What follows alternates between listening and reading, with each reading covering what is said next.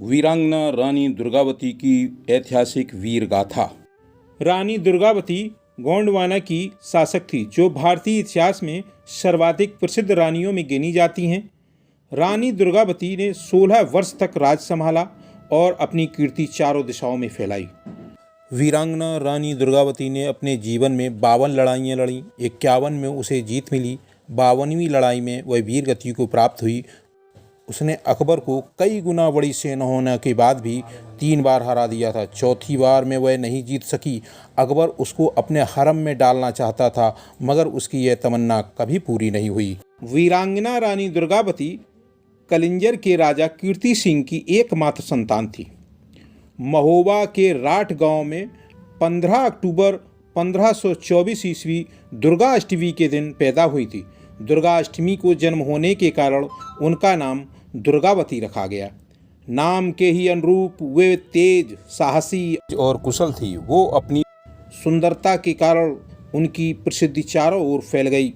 दुर्गावती से प्रभावित होकर राजा संगम शाह ने अपने पुत्र दलपत शाह से विवाह करके उन्हें अपनी पुत्रवधू बनाया था। दुर्भाग्यवश विवाह के 4 साल बाद ही राजा दलपत राय का निधन हो गया।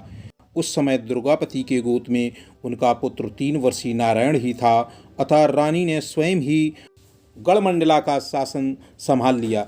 उन्होंने अनेक मंदिर, मठ, कुएं, बावड़ी तथा धर्मशालाएं बनवाई। वर्तमान का जबलपुर उनके राज्य का केंद्र था, जहां उन्होंने सेविका के नाम पर चेरी ताल, अपने नाम पर रानी ताल और अपने दीवान आधार सिंह के नाम पर आधार ताल बनवाया था। कहते हैं दुर्गावती की वीरतापूर्ण चरित्र को इसलिए दबाए रखा गया क्योंकि उन्होंने मुगल शासकों के विरुद्ध संघर्ष किया और उन्हें कई बार पराजित किया था। दुर्गावती ने 16 वर्ष तक जिस कुशलता से राज्य संभाला उसको इतिहासकारों ने भी सराहा है। अबू फजल लिखता है कि दुर्गावती के शासनकाल में गोंडवाना इतना समृद्ध था कि वहाँ की प्रजा लागान स्वर्ण मुद्राओं में दिया करती थी। मालवांचल शांत और संपन्न क्षेत्र था। मालवा का शासक बाज बहादुर खान दुर्गावती के संपदा पर आंखें गड़ा बैठा। पहले ही युद्ध में दुर्गावती ने उसके छक्के छुड़ा दिए और उसका चाचा फतेह खान मारा गया। बाज बहादुर खान उसके आगे कहीं नहीं ठहरा, मगर बाज बहादुर खान ने दोबारा जब रानी दुर्गावती पर आक्रमण किया तो रानी दुर्गावती ने कटंगी घाटी के युद्ध में उसकी सेना को ऐसा रौंदा कि बाज बहादुर खान पूरी सेना ही समाप्त हो गई। रानी दुर्गावती के राज्य पर अकबर का सूबेदार आसफ खान ने दुर्गावती के विरुद्ध षड्यंत्र रचना शुरू कर दिया था। उसने तथाकथित मुगल शासक अकबर को उकसाया।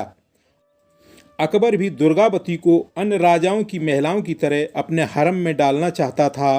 उसने विवाद बढ़ाने के लिए रानी का प्रिय सफ़ेद हाथी हरमन और उसके वजीर आधार सिंह को भेंट के रूप में अपने पास भेजने को कहा, मगर रानी ने मांग ठुकरा दी। इस पर अकबर ने अपने सूबेदार आसफ खान के नेतृत्व में गोंडवाना पर हमला कर दिया। आसफ खान की सेना बड़ी और प्रशिक्षित थी, मगर रानी की सेना कम होने के साथ कम प्रशिक्षित प्राप्त भी थी। मगर रानी के रणनीतिक कौशल की वजह से छोटी सेना ने इस तरह हमला किया, अकबर की सेना को ऐसा रौंदा कि आसफ खान दुम धमाकर भाग गया। मगर आसिफ खान इस हार से तिलमिला गया। उसने दोबारा तैयारी शुरू की। दोबारा दोगुनी सेना लेकर हमला बोल दिया। रानी इस अचानक हमले के लिए तैयार नहीं थी। उसके पास उस समय बहुत कम सेना थी। उसने जबलपुर के पास नरई नाले के किनारे मोर्चा संभाला तथा स्वयं पुरुष वेश में युद्ध का नेतृत्व किया। इस युद्ध में मुगलों के 3000 से अधिक सैनिक उसने मार गिराए, लेकिन रानी की भी अपार क्षति हुई। अगले दिन 24 जून 1564 को मुगल सेना ने फिर हमला बोला। मुगल सेना और बुला ली गई थी, मगर आज रानी का पक्ष कमजोर था, अतः रानी ने अपने पुत्र नारायण को सुरक्षित स्थान पर भेज दिया। तभी एक तीर उसकी भुजा में आकर लगा। रानी ने उसे निकालकर फेंक दिया और तभी दूसरा तीर आकर उसकी आंख में लगा। रानी ने उसे भी निकाल दिया। तभी तीसरा तीर उसकी गर्दन में आकर लगा। रानी ने अंत समय निकट जानकर अपने वजीर आधार सिंह से आग्रह किया कि वह अपनी तलवार से उनकी गर्दन काट दे, पर इसके लिए वे तैयार नहीं हुए। तब रानी ने अपनी कटार स्वयं ही अपने सीने में मार ली। वह किसी भी कीमत पर मुगलों के हरम में जाने के लिए तैयार नहीं थी। जब आसिफ खान ने सुना कि रानी की मृत्यु हो गई है, वह बुरी तरह बौखला गया। वह उन्हें अकबर के दरबार में पेश करना चाहता था।